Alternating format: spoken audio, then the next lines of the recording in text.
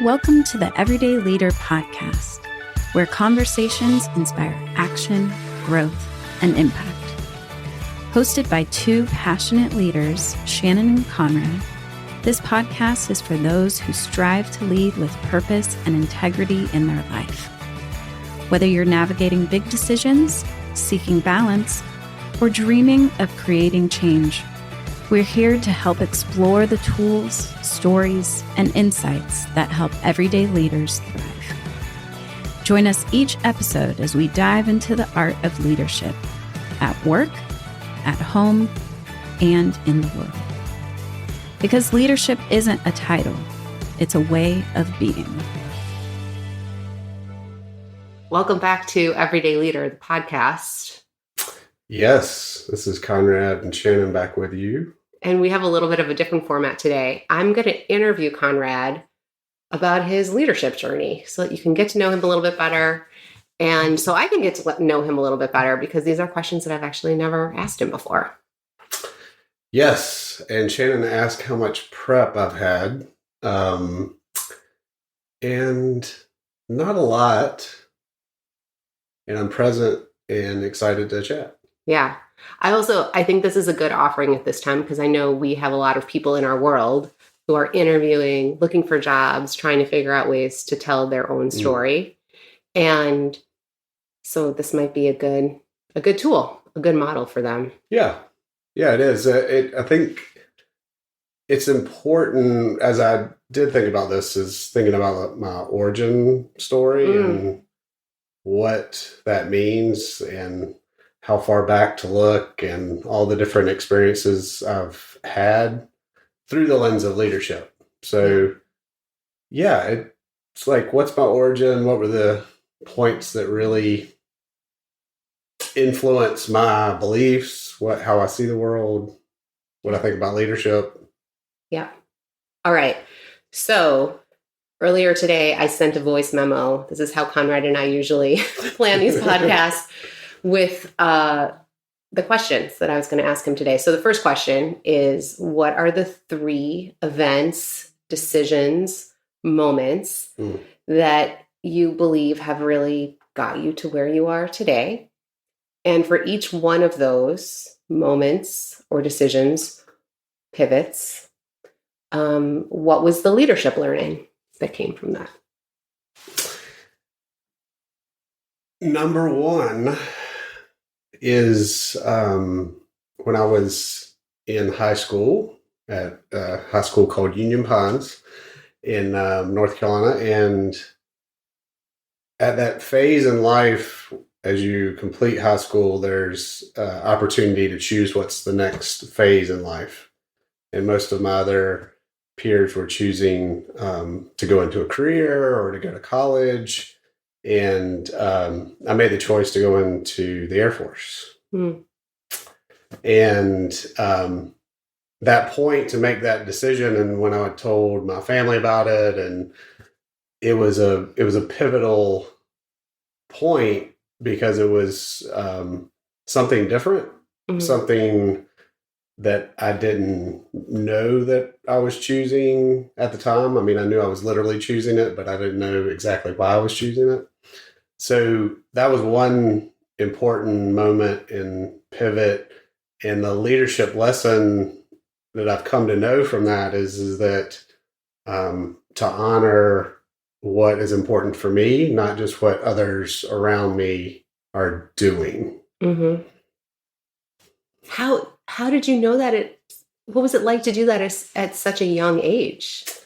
Like, was it clear to you then that that's what you were doing? Or, what was your language for that at that point? It was clear in my heart and gut, terrifying in my head,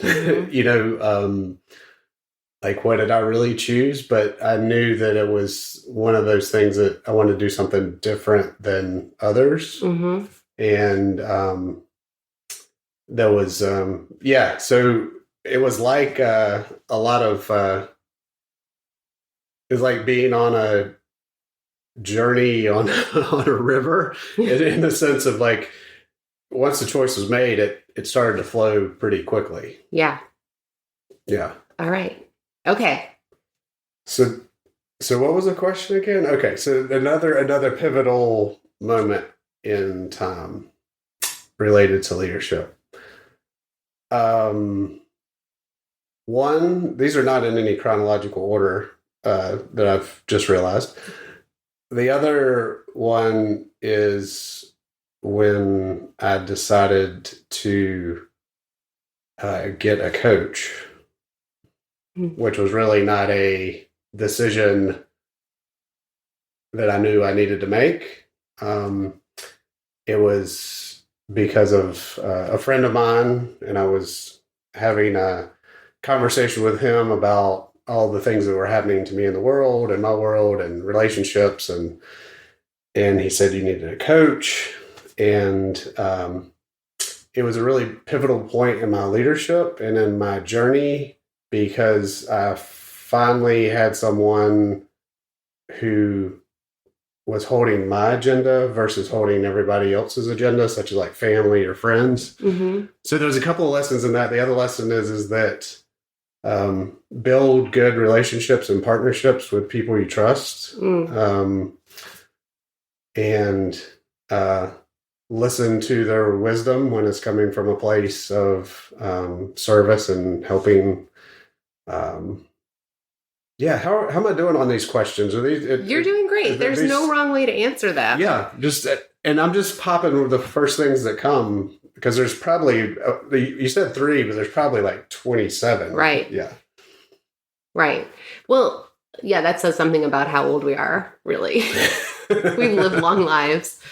Well, I want to go back to this point you made about relationships, because what I'm putting together, if I've got this right, is that this friend who said, hey, go get a coach, was one who you had developed a really good relationship with and trusted, yes. Right? Trusted their wisdom. So how has that been a theme in your life? It's quality, deep, meaningful, authentic, responsible relationships is what I have had and try to cultivate. Mm-hmm. So it's been I'm smiling because I think of all kinds of people start popping in. And if I think about it at the core, it's really about cultivating those relationships, showing up, being responsible, being vulnerable, authentic, being real. Mm-hmm. So yeah, those are the ones that really matter.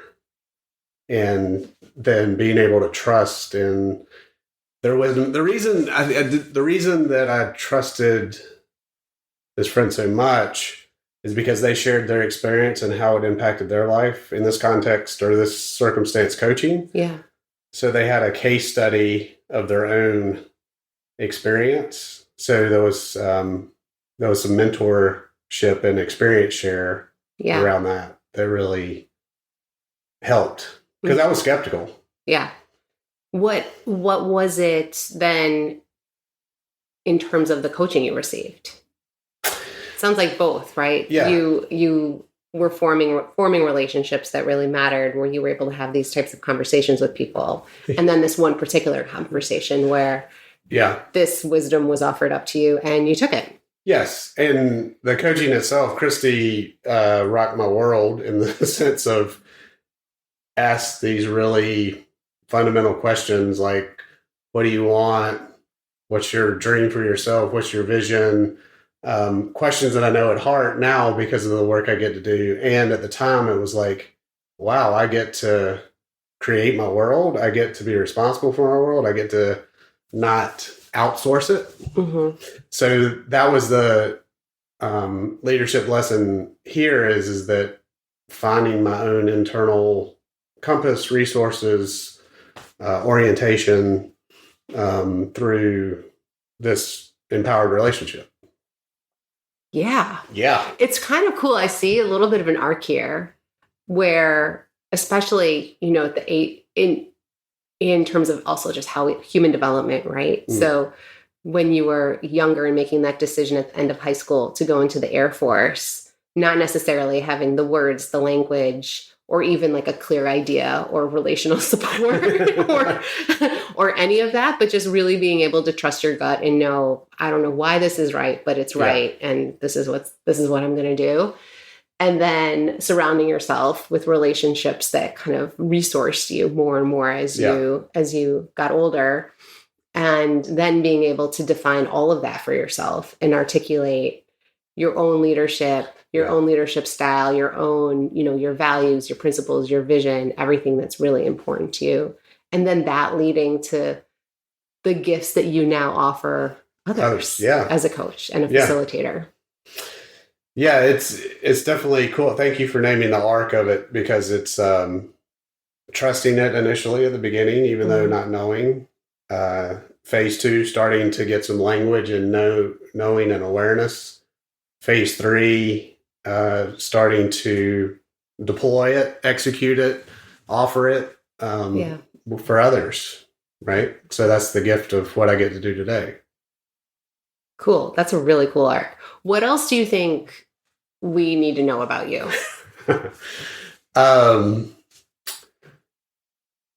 Let's see. Well, here's a question. What's next? What's next actually goes to my roots. As a child, I grew up in nature, on a farm, with the land, like just loving life and being connected to the earth. Mm-hmm. And so what's next, and it's already in progress, is taking the human development, leadership development skills that I have and blending them with the outside world and inviting people to an experience in nature all for the sake of growing their awareness about their own leadership journey. So being alive outside is kind of one of the things I call it. And tactically, it's like, I just got back, and this I shared before we got on. I just got back with a client, and we walked a 1-hour loop in the woods and had a coaching session.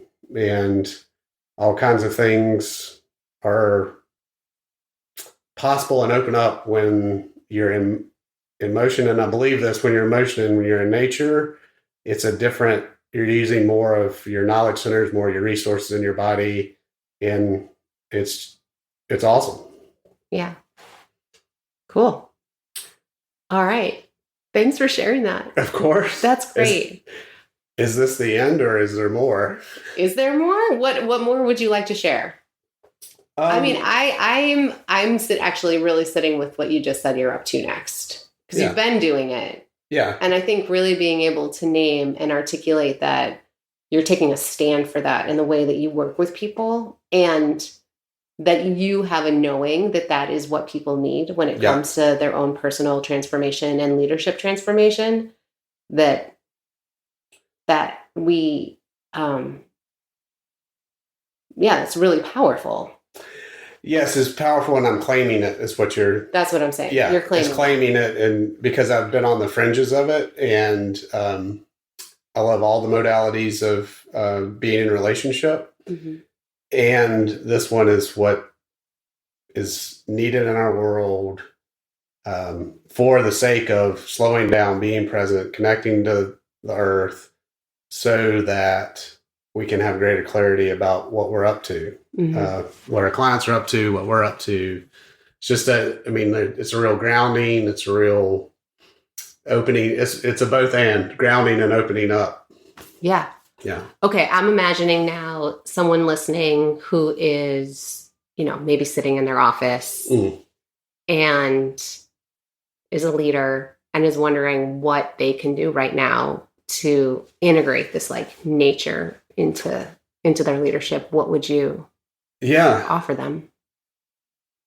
And being respectful of different resources and abilities and physical abilities, it can be accessed in several ways. Mm-hmm. Imagery, imagination, if you're sitting at your desk, thinking about an experience that you've had at a stage in your life where you're really connected to your surroundings, Mhm. wherever that was. So that's one way, all the way up into taking a dipping your toe in the water somewhere, right? Mhm. Like literally dipping your toe in water close to, I don't know if it would be like a coffee cup at your office. I mean, people are naturally creative resourceful, so maybe it's a coffee cup in your office. Yeah. And it's putting down your device, your screens, the distractions, and just going out into the environment, the woods, the park, Mhm. your yard. If you live in the city, buy a tree, house plants. Yeah. A lot of my clients do all these things because we work with people all over the world, and it's like access is different. Mhm. So we want to allow people to access in the way that they can. I know that you can access nature in all these different ways. Yeah. That it can evoke, whether it's in your imagination or it's in like complete immersion, physical immersion. Yeah. It's possible to evoke what nature evokes. Cool. Absolutely. So good for now. Good for now. Thanks so much, Conrad. Thanks, for Shannon. sharing.